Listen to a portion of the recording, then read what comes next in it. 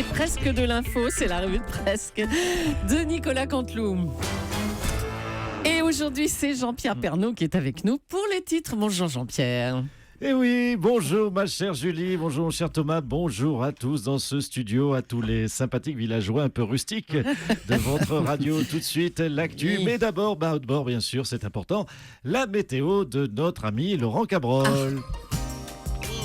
Vous n'oubliez pas, dès le début du journal. Alors, le nord de la France va être victime, c'est pour ça que je me permets de faire une petite alerte météo, victime de la tempête Thomas. C'est la tempête Thomas, donc vous l'avez compris, c'est une tempête toute petite, avec des vents de 3 km/h. Donc, inutile de paniquer, ne restez pas chez vous, vous pouvez sortir tranquille. Merci mon cher Laurent. Sinon, la grosse information du jour, vous le savez, c'est bien sûr François Bayrou qui rejoint Emmanuel Macron. Oui. Rendez-vous compte, c'est un petit peu comme si Emmanuel Macron était rejoint par Jeannine Plombard, sympathique habitante de Coquillard-le-Battu, et qui a quelque chose près la même influence que François Bayrou sur la politique française. Une nouvelle qui a donc toute son importance. C'est parti tout de suite, ma chère Julie, pour les titres. On vous écoute Jean-Pierre. Sage décision, François Bayrou a donc décidé, nous l'avons dit, de rallier Emmanuel Macron pour avoir une chance d'obtenir une victoire à la présidentielle, une victoire indirecte quelque part. Et on vient d'apprendre, fort de cette nouvelle, que Joe Wilfried Tsonga vient lui aussi de rallier Roger Federer pour une éventuelle victoire à Roland-Garros. Ah bah d'accord.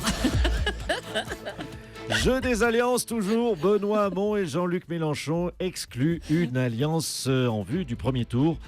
Des députés socialistes censés soutenir le candidat PS, Benoît Hamon, soutiennent finalement Emmanuel Macron. Bref, vous l'avez compris, la gauche est divisée. On dit souvent qu'il faut diviser pour mieux régner. C'est un proverbe que j'aime bien d'ailleurs. Et bien là, la gauche, elle est divisée comme jamais. Elle va régner à fond, à coup sûr. Et puis 30 millions d'ennemis à cause des cas de grippe aviaire dans les Landes. 360 000 canards, ma chère Julie, 360 000 canards encore vivants vont être abattus. Mais pour François Fillon, il y en a un toujours de trop qui est vivant. Ah. Et oui, le canard Lequel enchaîné pour les couillons qui n'avaient pas compris. Le canard Alors écoutez, enchaîné. on va faire une règle du jeu si vous voulez bien, autour de ce studio. Quand vous n'êtes pas sûr, demandez à Raphaël Enthoven quand vous ne comprenez pas un calembour. Sinon, ça retarde tout le groupe. Au moins, il y a un intelligent dans ce studio. Alors, Oh, ça va. ascenseur allez, oh. social. Je vous taquine, ma chère Julie. Oui. C'est un humour des années 50. Ascenseur social. Nicolas Sarkozy va rejoindre le conseil d'administration d'Accor Hôtel. Vous voyez, c'est la crise pour tout le monde. Et oui, le pauvre, il va quand même passer du Fouquet's aux hôtels Formule 1. Merci Jean-Pierre. Très drôle ce matin Jean-Pierre Je vous en Pernaut. prie. François Bayrou s'est donc décidé. Il propose une alliance à Emmanuel Macron pour 2017. Bonjour Monsieur Bayrou. Vous savez, Ah ça c'est moi, Julie. jusqu'au bout. Ah pardon.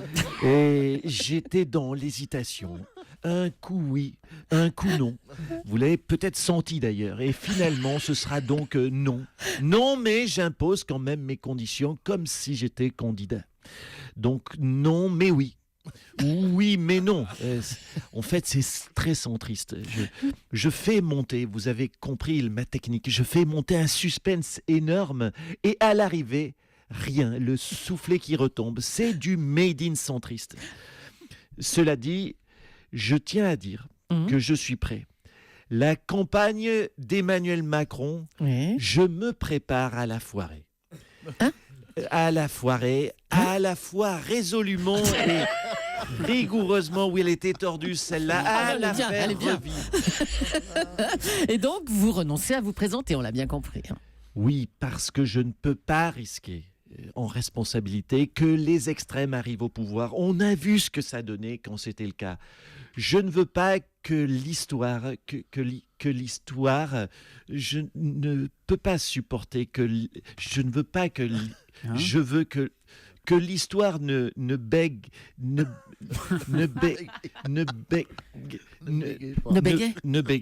Pas. Bien joué, Alors- Monsieur Cabrol. Allez, une petite confidence avant de vous quitter. Qu'est-ce qui vous plaît chez Emmanuel Macron? Beaucoup de choses. Écoutez, même si Emmanuel Macron a un petit cul, Non, non. même s'il a un petit cul, Écoutez, attendez, même s'il a un petit curriculum vitae en politique, Il porte l'espoir des lendemains meilleurs, donc je le rejoins. Merci, monsieur Bayrou. Merci beaucoup. Emmanuel Faut que je compte Macron. les points, là, Emmanuel Macron qui a accordé un entretien à l'Obs dans lequel il revient sur ses propos sur la manif pour tous qui avait créé la polémique. Monsieur Macron, bonjour. Bonjour, Madame Julie. Vous déclarez, et je vous cite, la communauté. La Reprenez communauté vos esprits. LGBT, lesbienne, gay, bi, trans, trouvera toujours en moi un défenseur. Voilà ce que vous avez déclaré. Mais, Madame Julie, à travers ces propos, il n'y a rien de contradictoire. La manif pour tous a été humiliée et je défends la communauté gay. L'un n'empêche pas l'autre. Je défends tout le monde, car j'aime tout le monde. Je le dis, aimez-vous les uns les autres, comme je vous ai aimé. Oh là. Je suis la lumière du monde. Celui qui me suit ne marchera pas dans les ténèbres et il aura la lumière de la vie. Mais vous vous prenez pour Jésus de Nazareth ou quoi là? Oui, Jésus de Rothschild. Il était en sandalette, je suis en berlouti. Mais tout le monde a envie de me crucifier. Vous voyez qu'on a quand même beaucoup de choses en commun. Alors, François Bayrou a décidé hier qu'il rejoignait En Marche, votre mouvement. Vous êtes content? Pas vraiment, non. J'aimais mieux le soutien de Lynn Renault. Ne nous voilons pas la face. Mais là, c'est François Bayrou. Tous les centristes qui me rejoignent, ça fait toujours 2 voix de plus. Mais bon. Arrêtez. Mais ce que je souhaite rappeler à vos auditeurs et à vous tous autour de ce studio, c'est que ce mouvement En Marche, au départ, l'idée quelle est-elle? C'est d'avancer. Et on avance, voyez-vous, moins vite quand on a 2 boulets aux pieds. Je confirme, cher Emmanuel Macron, mon intervention peut vous surprendre, mais je vous comprends. François Bayrou qui vous rejoint. Putain, tu parles d'un cadeau. Monsieur Juppé, bonjour. Ah, il doit être content, Macron, d'avoir Bayrou à sa remorque. Moi, je peux en parler, je l'ai eu. Et vous avez vu, quel succès, quel résultat. Là. On a touché les étoiles avec François Bayrou. Vous savez. Bayrou, pour moi, c'est l'alchimiste de Pau. Mais l'alchimiste, mais à l'envers. Vous voyez, c'est le gars qui peut vous transformer de l'or en plomb. Donc, bon courage, cher Emmanuel Macron. En tout cas, je vous attends à la maison de retraite de Pétunia, des Pétunias de Bordeaux-Mérignac en mai. Alors, avec un soutien comme ça, en tout cas, c'est ce qui peut vous arriver de mieux. Merci, monsieur Juppé, si je puis dire. Et merci, Emmanuel Macron. Le garde du corps et la chef de cabinet de la présidente du Front National ont été placés hier en garde à vue dans le cadre de l'enquête sur les soupçons d'emploi fictif au Parlement européen. On va en parler. Quelle indignité. Quelle indignité, Madame Leclerc, alors que j'aime ma femme. Oh bah écoutez, pas vous, Marine Le Pen, allons, qu'est-ce que vous racontez? Et pourquoi pas moi?